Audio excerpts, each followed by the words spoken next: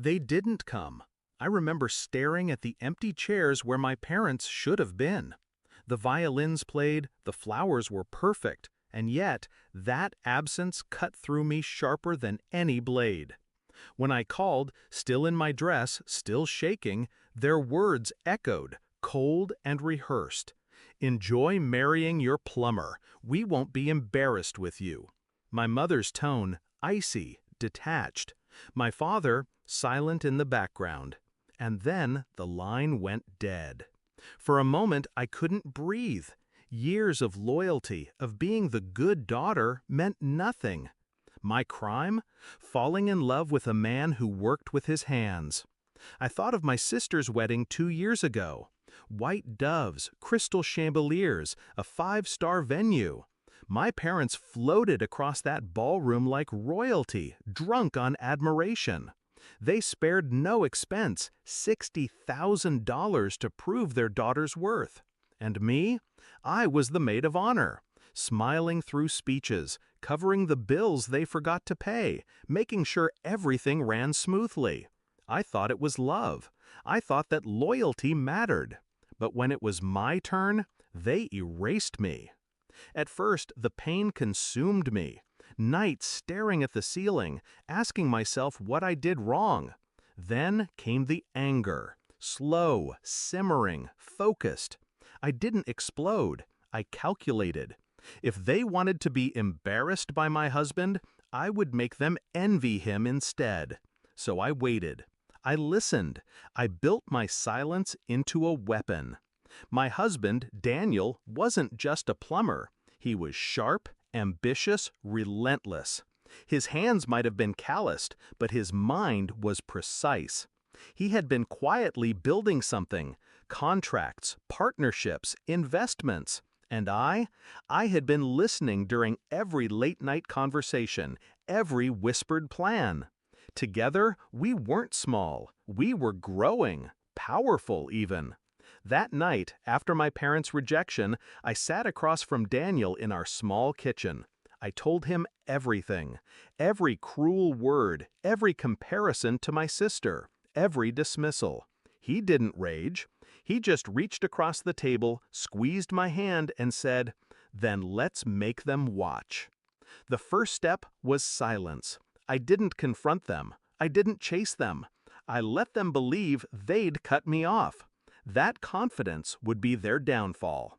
The second step was visibility. Daniel signed a major city contract 6 months later. His company trucks bore our name in bold letters. We hosted fundraisers, dinners, charity events, quietly, strategically, inviting people who mattered. I made sure the photos circulated. I made sure the right people tagged me. Then came my move. On the morning after our 1-year anniversary, I sent my parents a single photo. Just one. Daniel, in a tailored suit, shaking hands with the mayor. Behind them, a banner: Partnership for City Infrastructure. The caption, just 3 words: My husband. Ours. I hit send and went about my day. By evening, my phone vibrated with 40 missed calls. My mother, my father, my sister. Then the texts, panicked, pleading. "We need to talk. Why didn't you tell us? Call us immediately." Suddenly, the same man who embarrassed them was the son-in-law they wanted. Suddenly, I was useful again. But I didn't answer. Not yet. Weeks later, I saw them in person for the first time since my wedding. They cornered me at a charity gala, one they hadn't been invited to.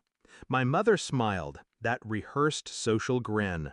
"Darling, you should have told us. We had no idea Daniel was so successful." I stared at her, calm, unflinching. "You didn't care to know." Her smile faltered. My father cleared his throat.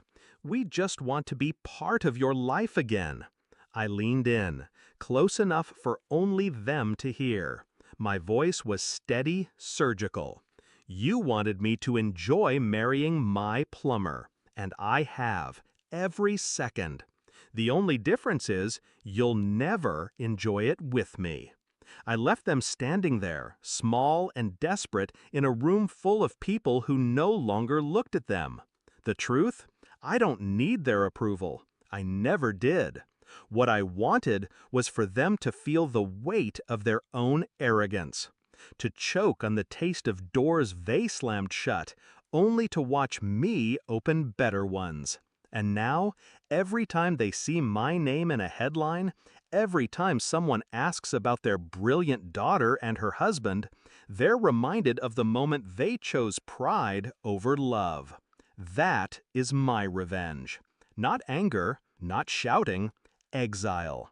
I gave them silence, and in that silence, they heard everything they refused to see. I am not the forgotten daughter.